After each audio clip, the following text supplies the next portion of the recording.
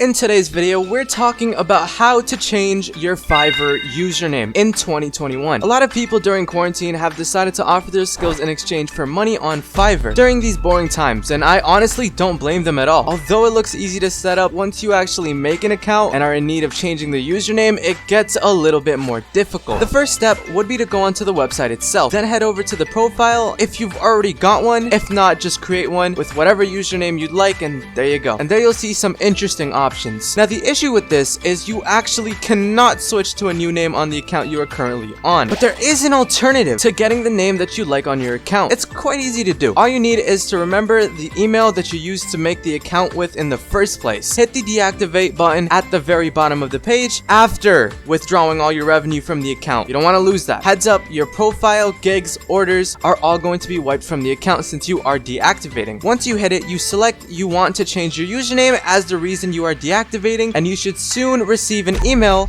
confirming that it is in fact disabled. Now that the email is free of the account, it can be used to obtain a new username of your choice. Thank you so much for watching, and if this helped, please consider hitting the subscribe